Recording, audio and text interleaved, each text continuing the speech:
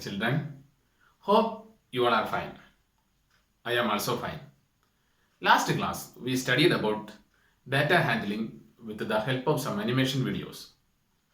Today, I am going to give some explanation about that topic. Please attend this class with more attention. Let us start the class. All the best. Okay, children. Chapter 3, Data Handling. We already studied this chapter through some animation videos.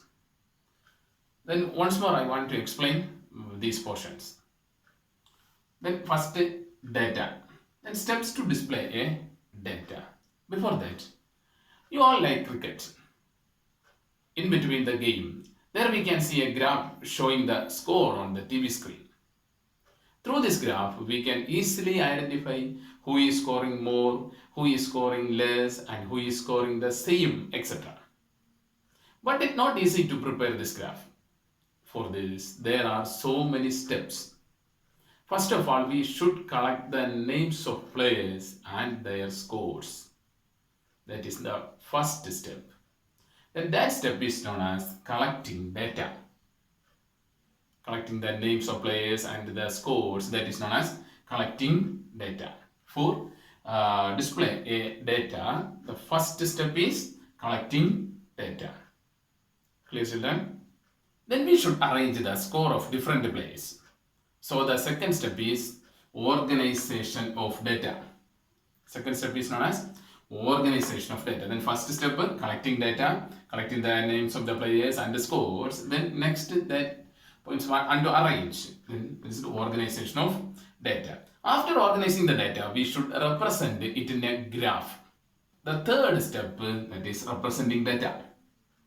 Third step is representing data. Then representing data through bar graph and double bar graph. Bar graph or double bar graph.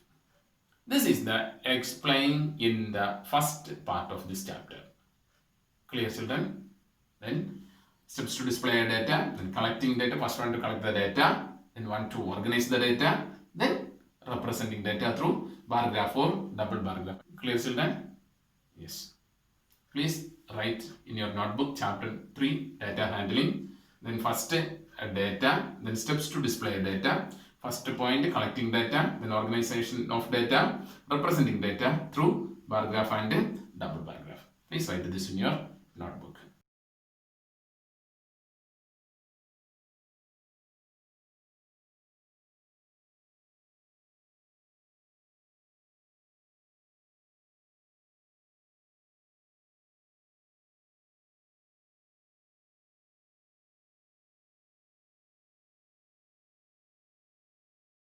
Okay, children. The next one to study arithmetic mean. Arithmetic mean or average. Mean or average. Then that two are same. Arithmetic mean or average. Arithmetic mean is the sum of all observations divided by number of observations. Sum of all observations divided by number of observations. And observations means, then here on example, height of 5 students in a class. ഇവിടെ ഒരു ക്ലാസ്സിലെ 5 കുട്ടികളുടെ height തന്നിട്ടുണ്ട്. Then 120 centimeter, 130 centimeter, 125 centimeter, 134 centimeter and 111 centimeter. Then want to find arithmetic mean or average. Mean or average equal to our formula sum of all observations. Sum of all observations, that means 120 plus 130 plus 125 plus 134 plus 111. 111 then divided by number of observations. How many number of observations are here? 1, 2, 3, 4, 5. 5 divided by 5. Clear, children? Then equal to, take the sum of these numbers. Then sum is 620. Sum is 620. Then divided by 5. 620 divided by 5. And then what is 620 divided by 5? 124 centimeter. 124 centimeter. That is the mean or average. Clear, children? ഇവിടെ ഒരു ക്ലാസ്സിലെ 5 കുട്ടികളുടെ height തന്നിട്ടുണ്ടായിരുന്നു. അതിന്റെ മീൻ ആണ് കണ്ടുപിടിക്കേണ്ടിയിരുന്നത്. നമ്മൾ എന്ത് ചെയ്തു? ആ 5 ഒബ്സർവേഷൻസിനെ ആഡ് ചെയ്തു, നമ്പർ ഓഫ് ഒബ്സർവേഷൻസ് ഡിവൈഡ് ചെയ്തു. Clear, children? Then 620 divided by 5 is equal to 124 centimeter. 124 centimeter is the mean height of the class. 124 centimeter is the mean height of the class. Clear, children? Okay. The next one to study range. A new term, range. Range is equal to highest observation minus lowest observation. Highest observation minus lowest observation is known as range. Then here, the highest observation, which is the highest observation here? 120, 130, 125, 134, 1, okay, 134. Then highest observation is equal to 134, then minus lowest observation 120, 130, 125, 134 and 111, which is the lowest observation 111. That is equal to 134 minus 111. 134 minus 111. That is equal to 23. Then range is 23. Did you study these two terms? Arithmetic mean and range. Mean is the sum of all observation divided by number of observation. Range is highest observation minus lowest observation. Clear, children? Yes. This also write in your notebook with the example.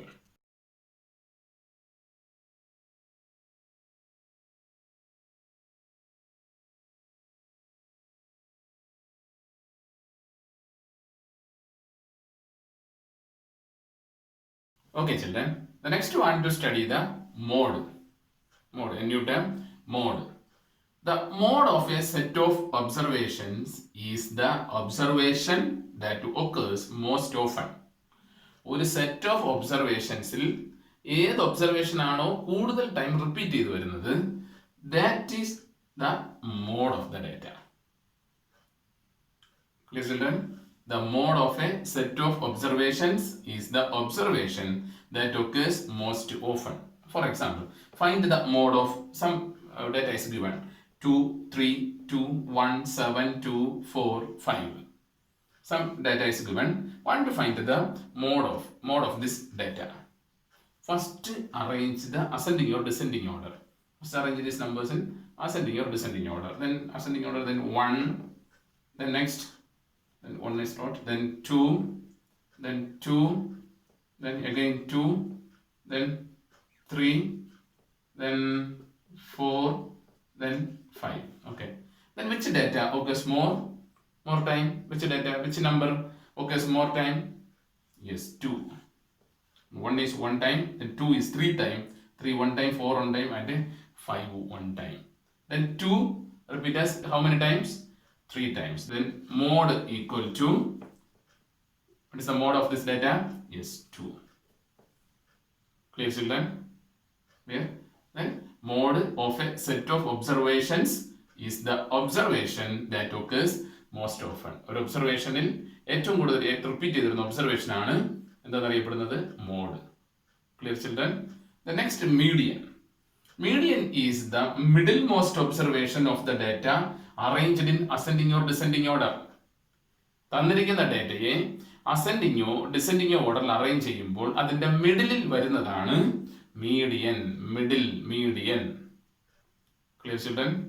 Median is the middle most observation of the data arranged in ascending or descending order. For example, here some data is given 35, 32, 35, 42, 38, 32 and 34.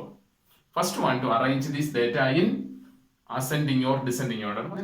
We can take ascending order. Then 32 is the next. Yes, again on 32. The next 32. Then 34. Then 35. Again 35. The next is 38. The next 42. 1, 2, 3, 4, 5, 6, 7. 1, 2, 3, 4, 5, 6, 7. Yes, all data is here. Then which is the middle data? Middle data here 7 numbers are here. Then first 3 and here the last 3. Then which is the middle data? Is 35. Then median equal to 35. Median equal to 35. Clear, children? Then mode is the repeat, ഏറ്റവും കൂടുതൽ തവണ repeat ചെയ്ത് വരുന്നത് mode. Median എന്ന് പറയുന്നത് middle വരുന്നത്. Clear, children?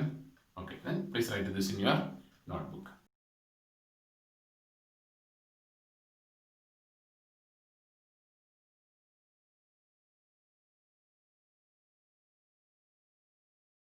Okay, children, the next one to study about the graph. We already studied the graph in the lower classes. For representing a graph, first want to draw the axis, x and y axis. This is x axis and this is y axis. Then the middle point is 0. The value of the middle is 0.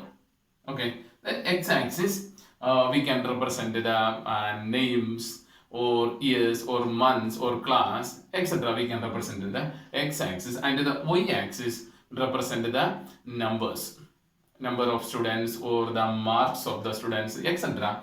We can represent in the y-axis. Clear, children? Then for representing the data, we can use bars like this.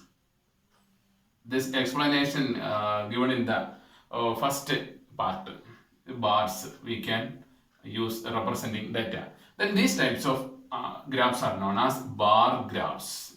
What is bar graph? Clear, children? Then another one is double bar graph. Double bar graph. This also used to represent two data. Then x-axis, y-axis. For comparing the marks of two subjects. That types of informations we represent through a double bar graph.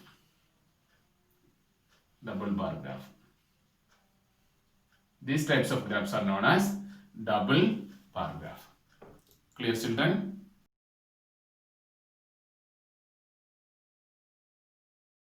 Look at this table. It has two rows. In one, we write the sport, and in the other, we write the number of people who like the sport. The four categories are cricket, football, tennis, and others. Others would include all kinds of sports apart from these three. And this is the data we have. 10 like cricket, 13 like football, 2 like tennis, and 5 like sports which are other than these three. Now let's try to represent this data in an aesthetic way. Let's draw two perpendicular lines like these and mark 1 to 13 in equal intervals. We can use bars to represent the number of people who have watched a sport. The four categories are cricket, football, tennis, and other sports. We know that 10 people like cricket, so we draw a bar up to that height. 13 people like football, so we draw a bar up to the number 13. Remember, the numbers are written in equal intervals. Since only 2 people like tennis, we draw a small bar up to 2. And we draw a bar of length 5 for the people who like sports other than these three. Such graphs are called bar graphs, and they are called so because these bars help us analyze the data. But how do they help us? Ignore the table for the moment and look at the bar graph. Just by looking at the graph, we can effortlessly say that football is the most popular sport, and tennis is not very popular. Mostly, these graphs are drawn on a graph paper.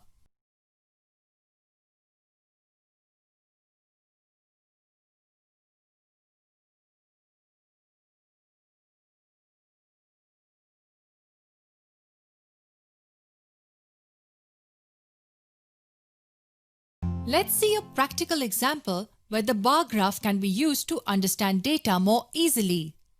This is a graph of average temperature of various cities. In this graph, we mark 10 degrees in equal intervals. And we have been given data for 6 cities: A, B, C, D, E, and F. Now just by looking at this graph, let's try to answer a few questions. Here's the first one. Which is the hottest city among these 6 cities? Well, it's obvious. It's city F, as its average temperature is highest among peers. Next one. If temperature greater than 25 degrees Celsius is warm, list the warm cities. This is the 25 degrees Celsius line. All cities having their average temperature above this line will be included in the list. So the warm cities are B, C and F. Here's the last one. What is the difference in temperatures between the hottest and the coldest cities? The temperature of the hottest city is approximately 48 degrees Celsius, and the temperature of the coldest city is around 9 degrees Celsius. So the answer is 48 minus 9, which will equal 39 degrees Celsius. Apart from helping us answer such questions, the most important way in which the bar graph helps us is that just by looking at it, we get an idea about each of the categories.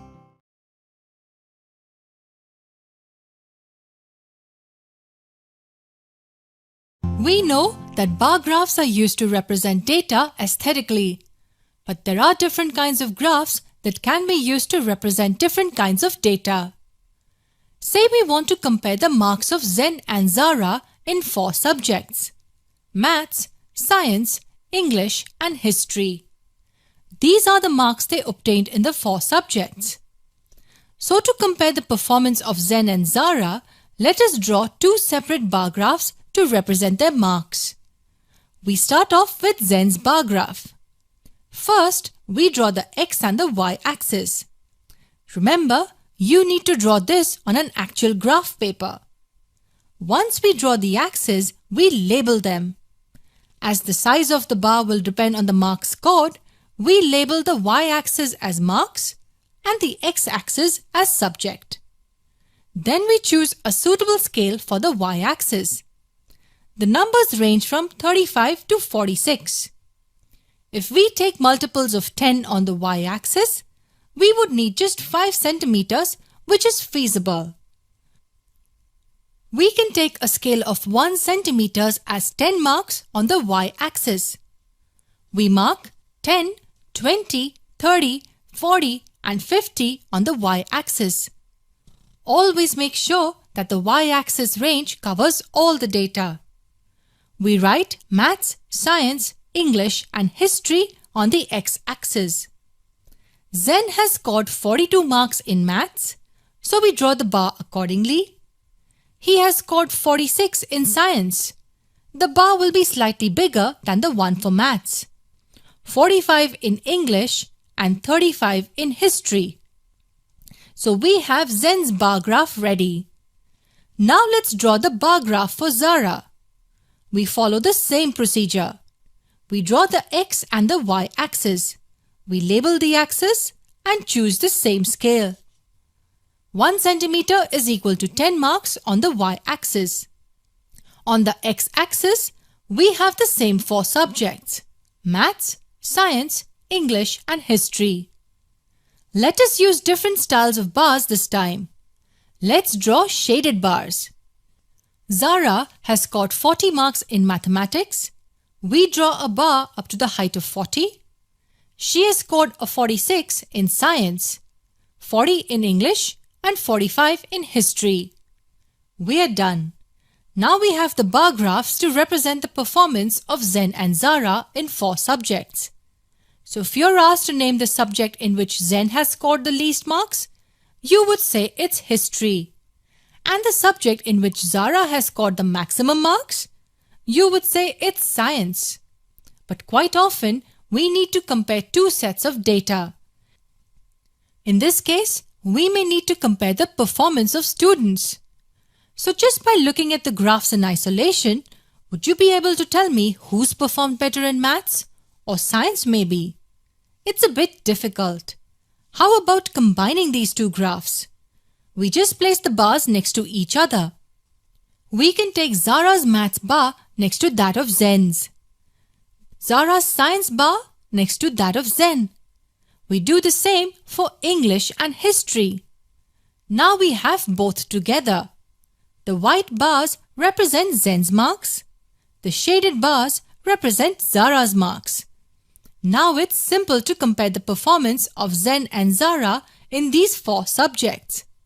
In comparison with Zara, Zen has scored more in maths, less in history, more in English, and equal in science. This is called a joint bar graph. We represent 2 sets of data on one graph so that we can easily compare them.